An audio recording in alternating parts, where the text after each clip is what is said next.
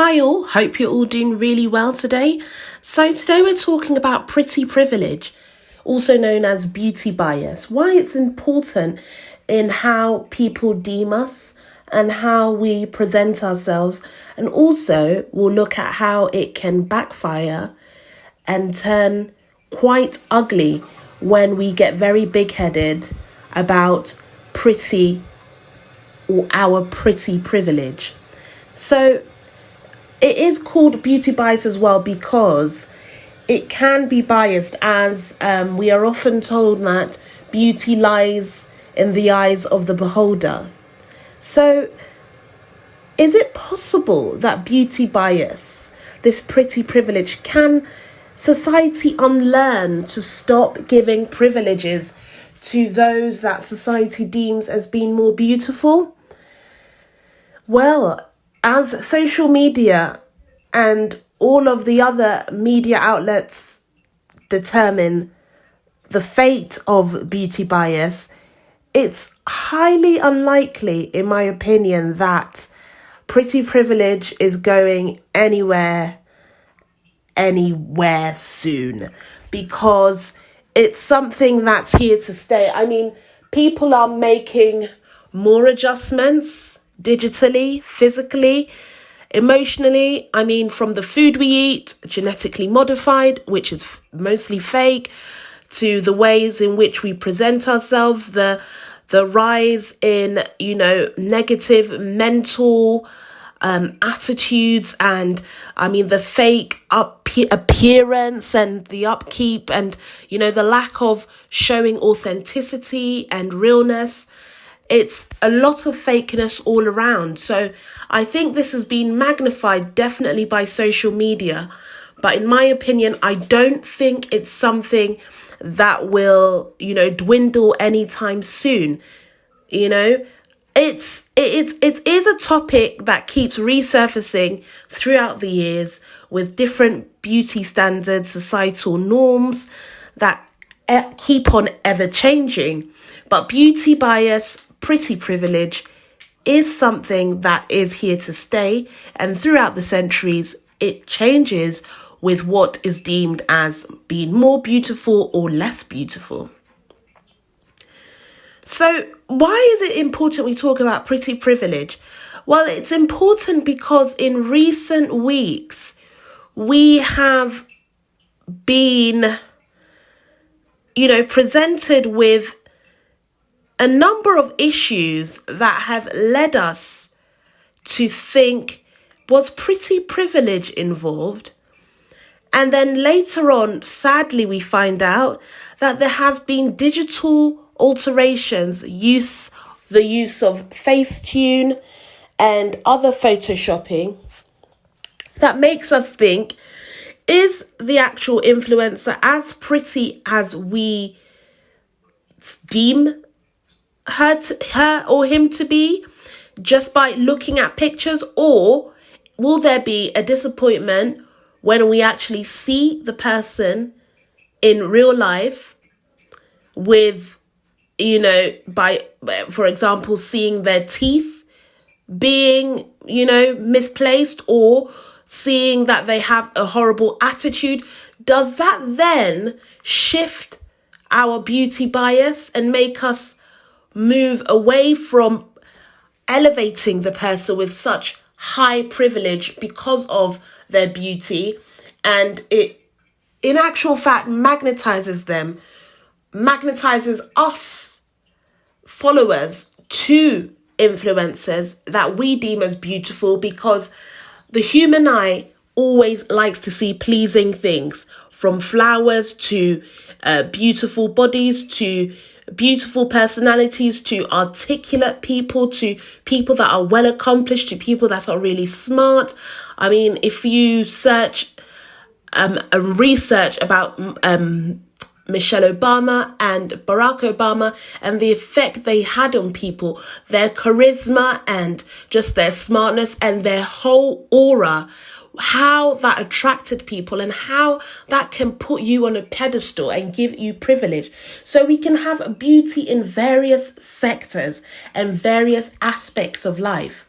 But again, let me draw your attention back to the bias of beauty that can so often change within a twinkle of an eye once you know the truth, once you know a person's attitude, their horrible, ugly attitude, once you see them in real life and they are not as they appear in their pictures, and the irritation and the nonsensical ways in which they are so geared, in actual fact, in just presenting a facade of beauty that mimics the current societal beauty standards.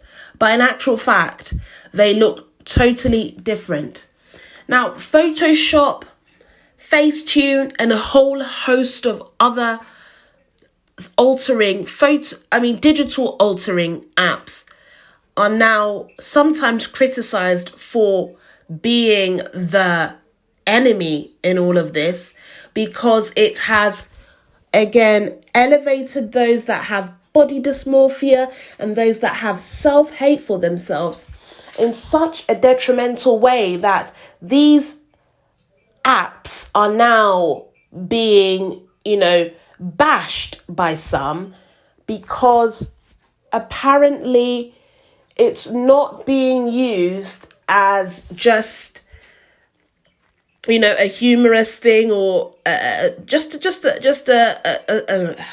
fun app.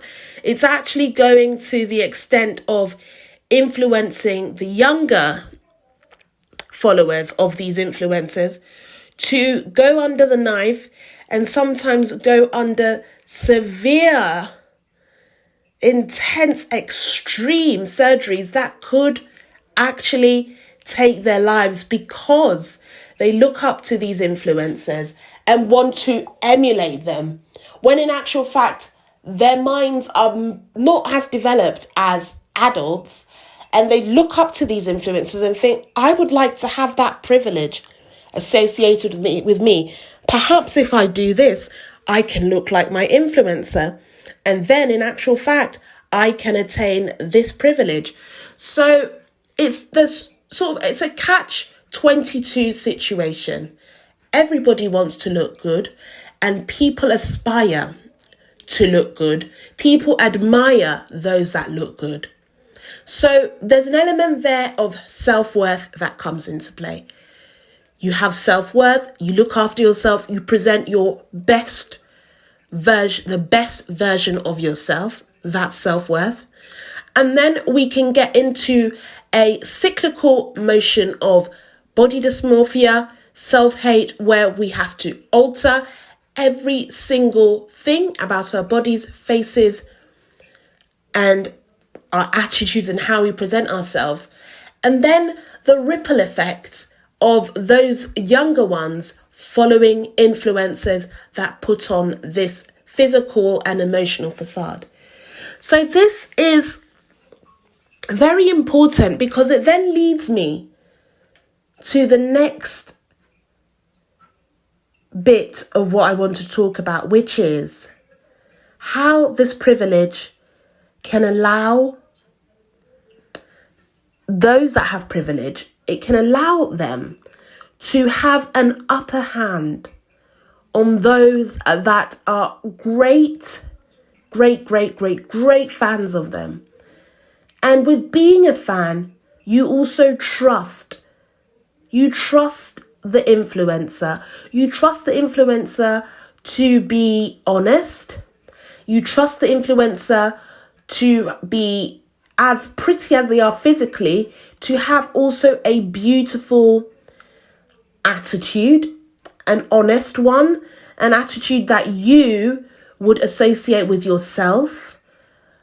And then comes the big surprise when your favorite influencer disappoints you by perhaps not commenting back in a tasteful manner, or even to the detriment of sometimes, lying and asking for donations or even payments, and then taking your money because the influencer knows the privilege they have, and then ascribing that to the place of the follower because the follower is enamored by the influencer. And anybody can be enamored in any stage of our lives. Nobody is exempt from being enamored and desiring to be like somebody, not actually being covetous, as in wanting what someone has and wanting it with everything you have, but just admiring and, being such a great fan of someone. It can lead an individual to do something that they usually wouldn't do. So, for example, if someone on the street asked you for a big lump sum of money, they looked really wretched and raggedy and very scruffy and unkempt, it's unlikely that you would hand over your money to them. Why? Because you haven't seen anything that they have exhibited that is in alignment with what you like. They don't present themselves as someone that will be able to be progressive. If you give them the money, you haven't seen an example of what they've done.